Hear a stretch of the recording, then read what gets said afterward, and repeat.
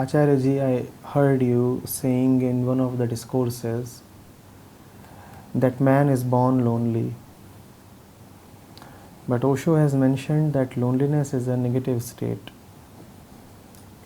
Loneliness means that you are hankering for the other. Why is man born lonely with a negative state? You have also said that our fundamental nature is absolute. Then why is man born lonely? This appears to be contradictory. There is no contradiction here, Sandeep. There must only be realization. Man is born lonely. And yes, the absolute state is that of bliss and joy and completeness. But then the absolute state is never born. Is the absolute something that would be born and that would perish away?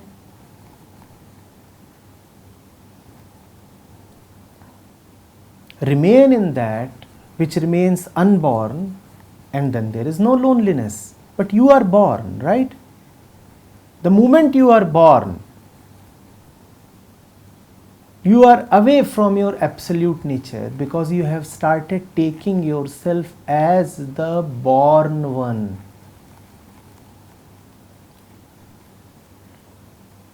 After being born, if you can still say that you are unborn, then there is no loneliness. But see what happens. You are born, and what does that mean?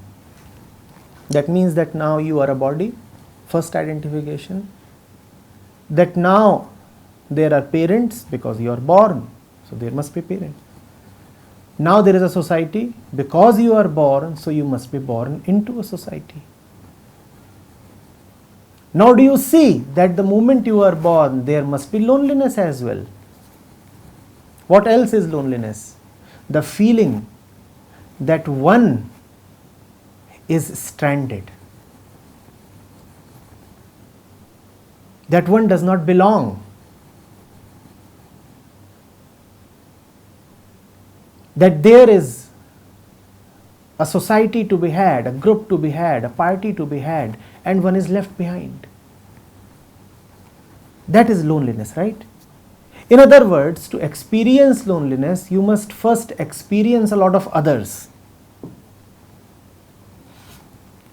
To belong to a conglomerate of others, first of all, you must feel and accord validity to others. Oh, there are a lot of others. There are a lot of others. Do others belong to the absolute? You're talking of the absolute. Does the absolute admit otherness? But you are born in otherness. The moment you are born, you cry out. Do you cry out to yourself? No, you cry out to others. Are you born into yourself? No, you are born into a world that is other than you. You aren't born into your own legs, into your own head, into your own self. You were in the mother's womb, and then you are born into the world of air, colors, light, sounds, touch, feel, experience. And all of that means that you are born into others. You experience others. Light comes from another source. It is the others that produce sound. It is the others that touch you. It is the others that must care for you.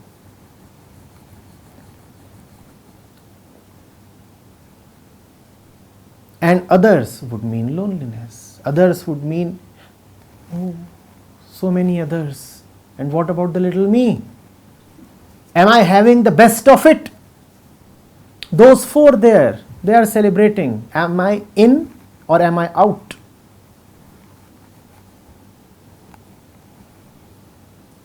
All my friends are going for a picnic.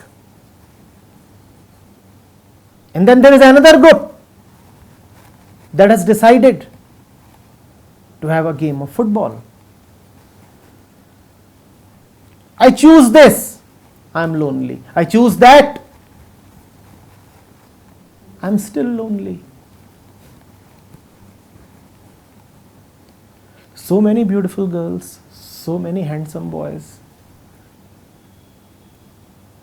I choose him, I am lonely. I choose him, I am lonely. And the limitation of my body is that I cannot choose beyond 8 or 10. That would be too much to take.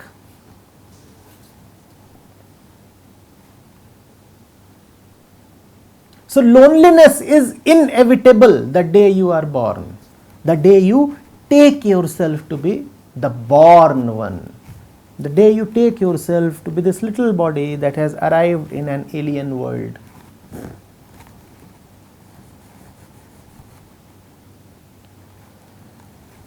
Are you getting it?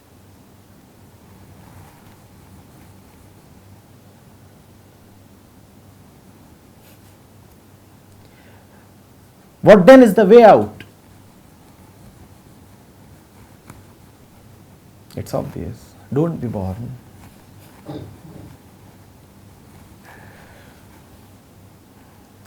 To be born is a remedy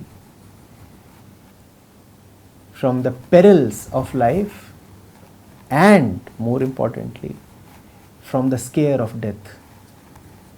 The one who is not born won't die. And the one who is not born won't have to live a life of loneliness. What does it mean to remain unborn? Obviously, the body has been born, and that is why we are talking.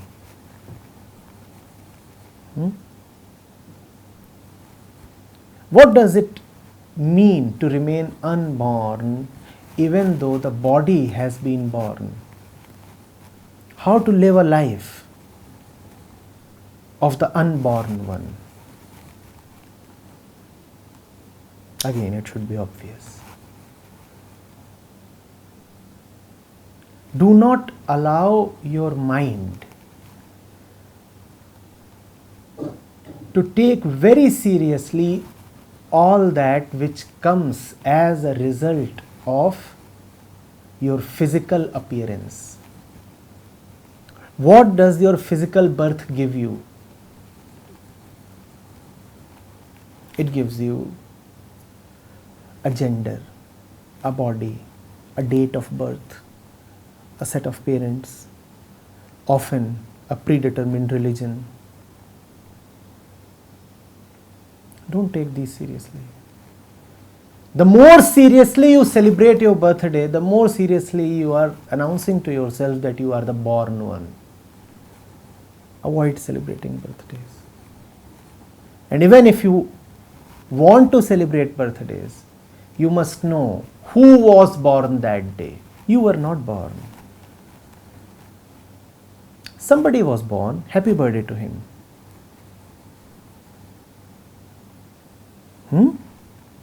The cake goes to the one who was born. Not me. Don't drag me into it. Keep me away from it. I was not born that day.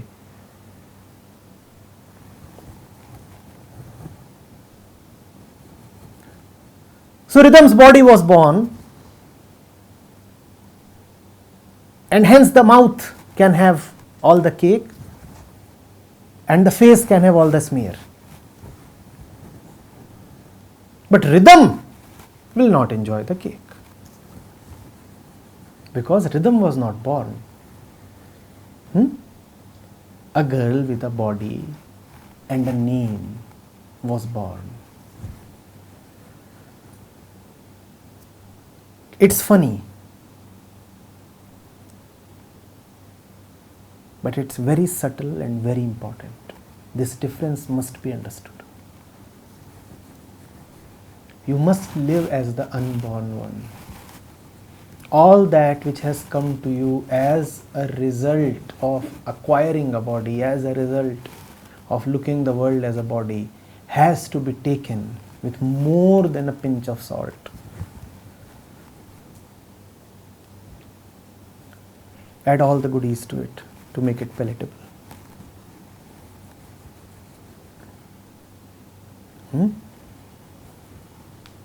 This body.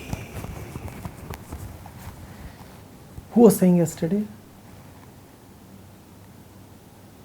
that all the foolishness that is ingrained in the body is the fundamental cause of suffering?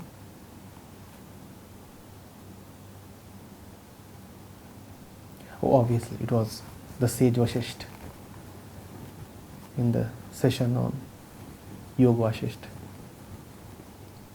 This body. The more seriously you take it,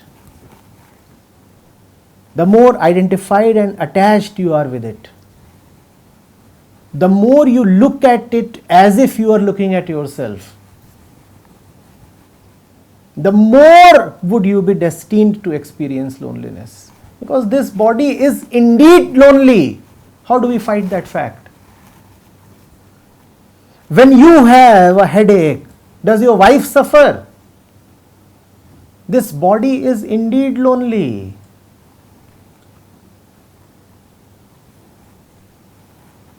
You might be lost, dissolved in the most loving of embraces with your sweetheart, and you get a heart attack.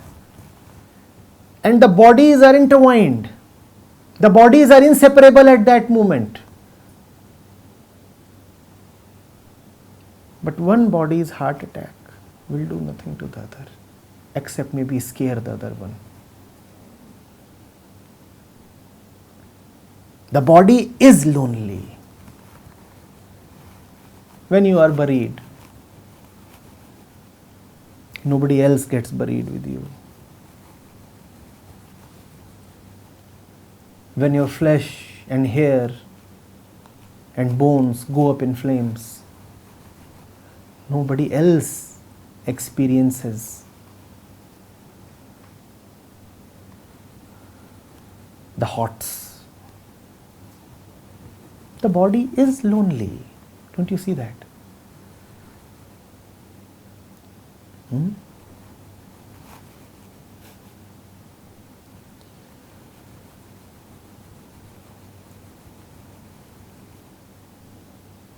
The kid comes from the mother's womb. The moment the kid is born, the kid has a life of her own. Even when the kid is in the womb, the fact is that the kid has a life of her own, even though she is dependent in all ways on the mother. And yet the kid has a life of her own. The mother might be infected, the kid might still escape the infection.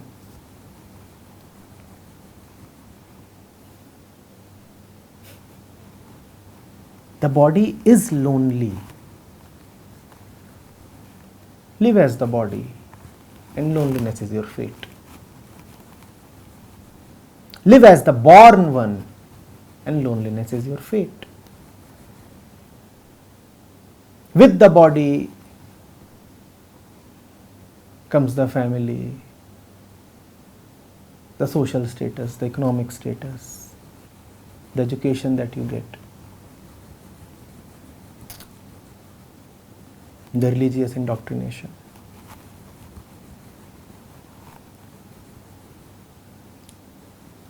Think of them as absolutes and you are doomed. Take your religion as an absolute and you are gone. Take your education as an absolute and you are gone.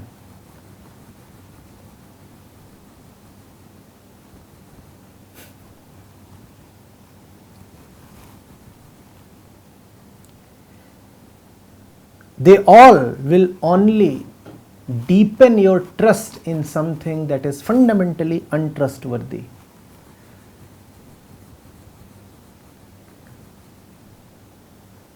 They all will only separate you from the rest. The body itself is the first separation, is it not? I am I and you are you. And then there are more separations. I am a Catholic, I am a Brahmin, I am a Sayyid.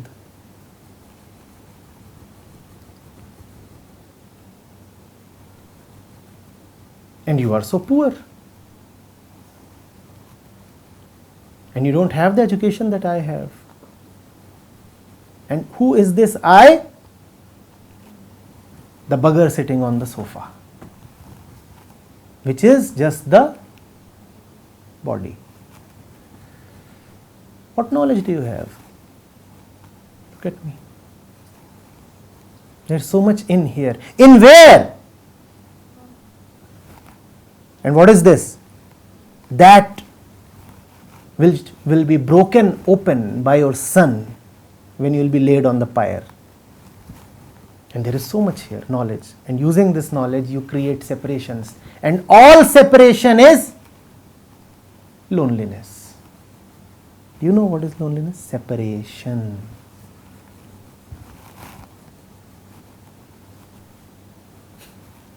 And all separation is here, or here, or here, or here. Everywhere.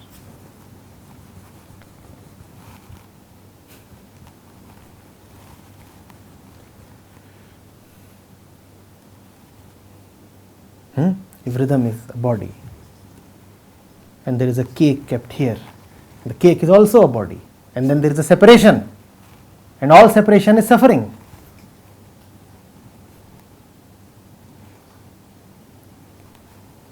Loneliness is separation, and separation is suffering. Who wants the cake to be kept a furlong away? The cake must be here, it's still away. Here, it's still away. Do you know what? Even when it's right in your guts, it's still away. That's why no cake ever satisfies fully. Loneliness still remains. Separation still remains. The cake was elusive when it was a furlong away, and the cake is elusive right when it is inside your stomach. Loneliness, loneliness, loneliness.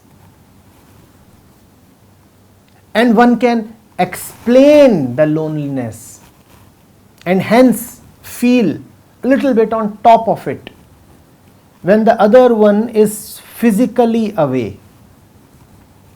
One can blame space then. Or when one is away in time, then one can blame the two usual suspects, space and time. Oh, the world has caused all of this. The world is the culprit. But what do you do when space and time are favorable to you? You have your beloved in your arms, and yet there is a distance. Bad. Finished. The beloved is in the arms, the cake is in the guts, and yet there is no fulfillment. What to do? You were in Delhi. He was in London. You could have blamed space. Now space cannot be blamed. He is with you, probably right inside you, and yet he is miles away. The body.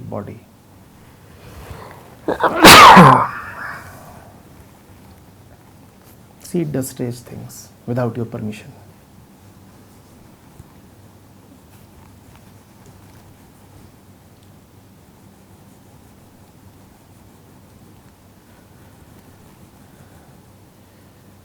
Take your beloved as a body, and he remains elusive, distant. And the distant will be the most perceptible when he is right next to you.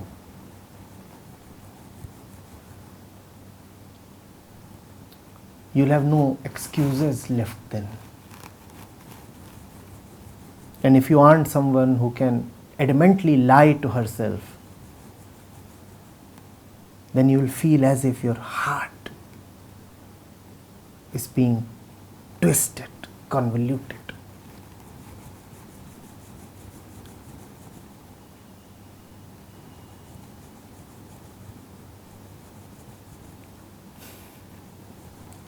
Take a thing as a thing and you will never get it. Take a person as a person and you will never be unified with him.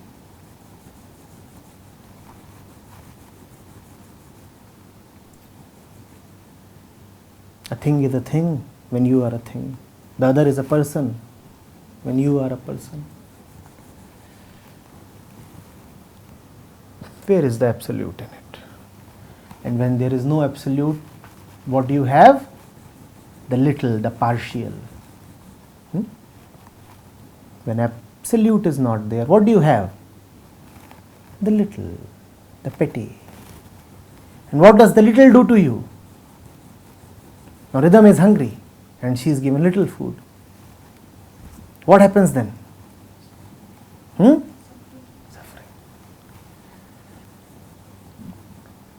Sometimes having no food appears better than having little food. At least I wouldn't have gone into the salivation mode. Now I am high and dry.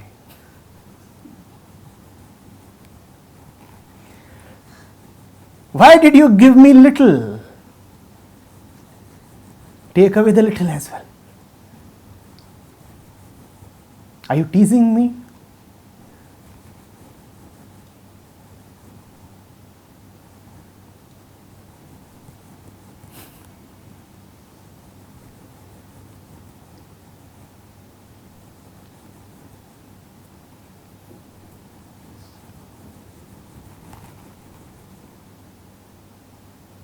Unfortunately, we think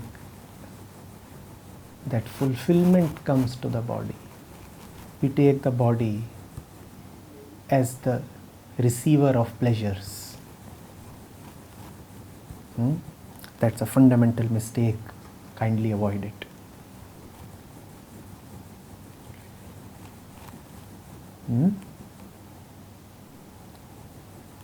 If you take the body as the provider of fulfillment to you, then you will have to depend on the body. Then you will have to give credence and weightage to the body. Then you will have to put the body on a very high pedestal. You will think the body is providing you with something important.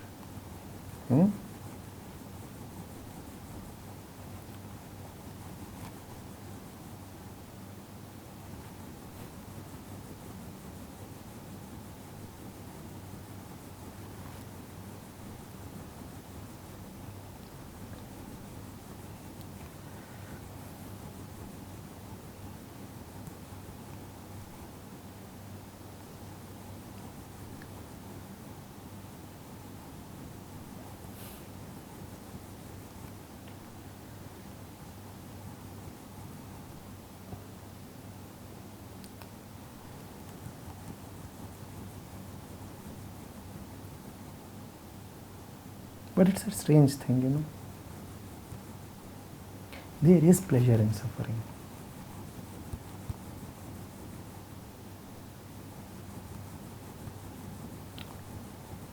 I recently was afflicted by high fever.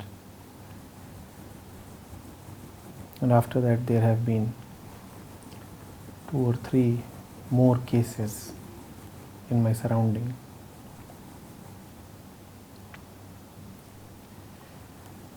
When the body is burning, 104, 105, there is certain pleasure in it. Yes, there is a loss of consciousness. It feels you are intoxicated. It's a cheap substitute for samadhi.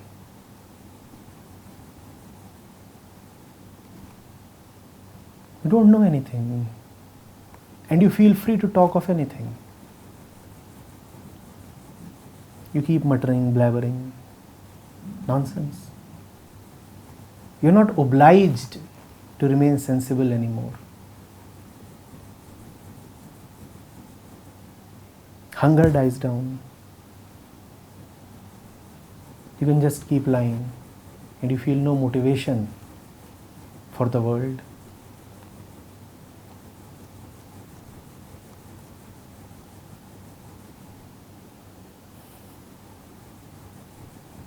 The body does offer you a cheap substitute of contentment.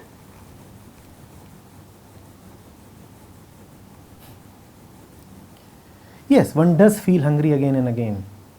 But in those few minutes, in that half an hour, when your tummy is stuffed, well stuffed, isn't it almost like heaven? And that moment, when the thing has just landed on your tongue, and the senses are conveying the good news to your inner thief. What bliss! That doesn't last, but that promises to come again and again, and that can be used by the ones who are not really ambitious as a substitute for the everlasting one. One can get almost acclimatized to that. One can convince himself that this is as good as the real thing.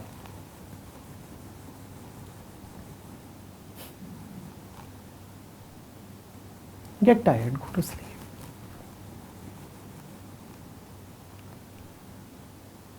That's as good as spiritual dissolution. If you can't have real union with the beloved, then a minute of orgasm is enough. At least something is there for you.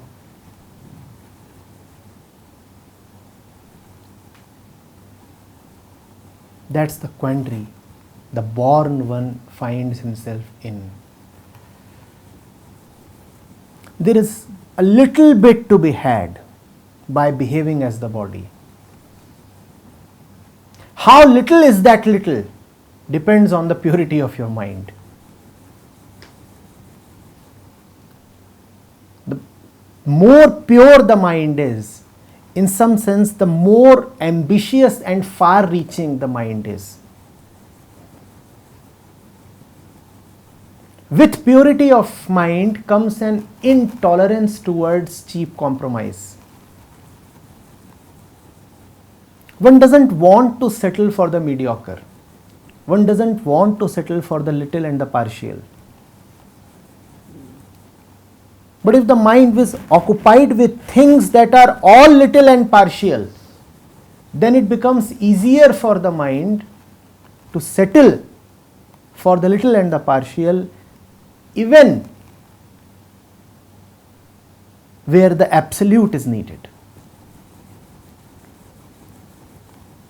If the mind is busy with all things little and little,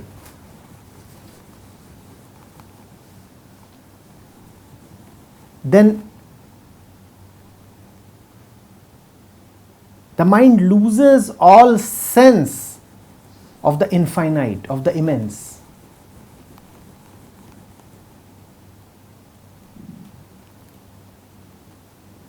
Instead of the immense, the little appears a convenient supplant. Why go for the immense and pay the price when there is some satisfaction to be had with the little? And then one consoles himself. Don't desire too much. Don't ask for too much. If a little is available, feel satisfied. That is what the sages have preached. One comes up with such fabrications. And life is only 70 years or 80 years. One can while it away. One can dream it away. One can sleep it away. Time is limited.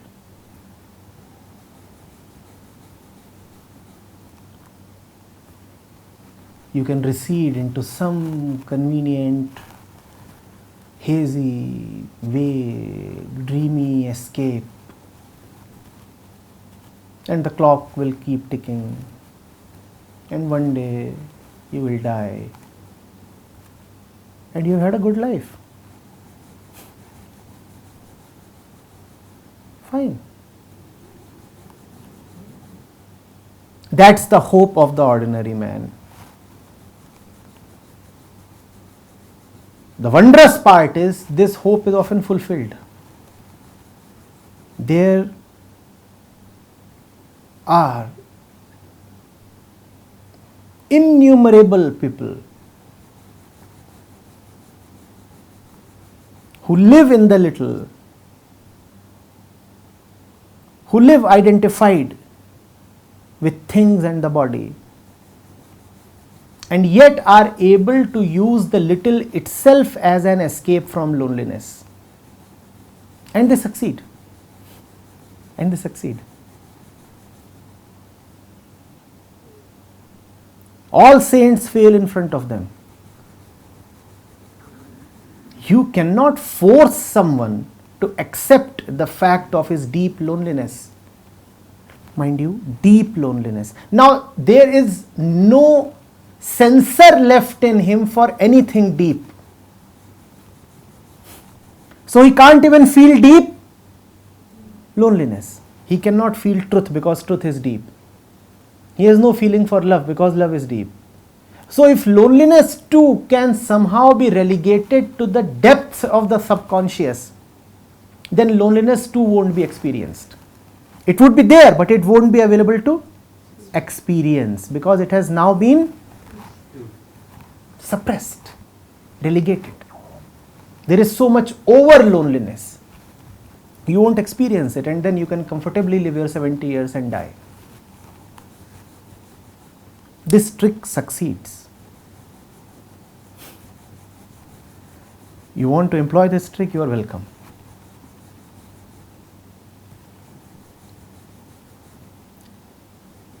For centuries, India said that deep spiritual knowledge is not for everyone. It is only for the one who is really, really keen and qualified.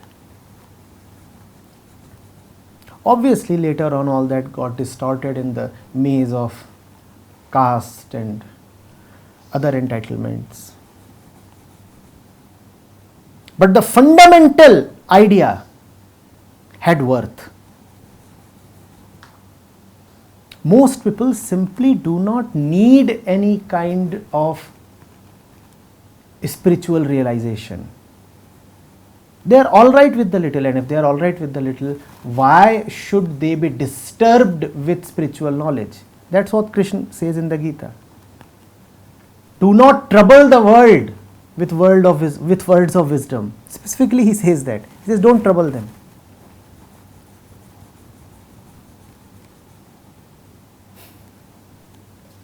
The Upanishads even say that if you talk wisdom to the undeserving one, then you will earn vice for yourself, pap for yourself.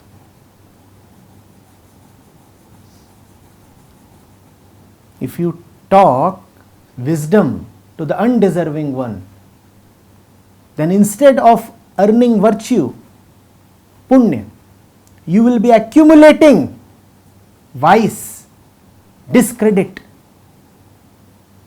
bad karma phal for yourself. Don't do that. It is not needed. Now you have to decide. Where do you belong?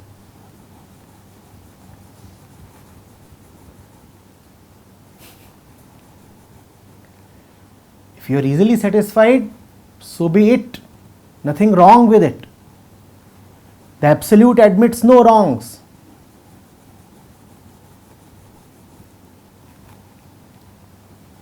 You can live with the cake as the eater of the cake, as the enjoyer of the cake, and fine.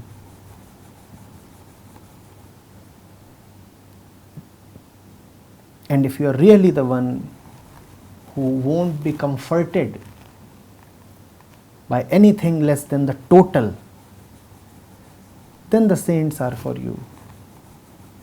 Then the scriptures, the granths and the gurus are for you. Otherwise, keep to your little world. No need to get too adventurous. No need to foray into this difficult, even terrible world of realization.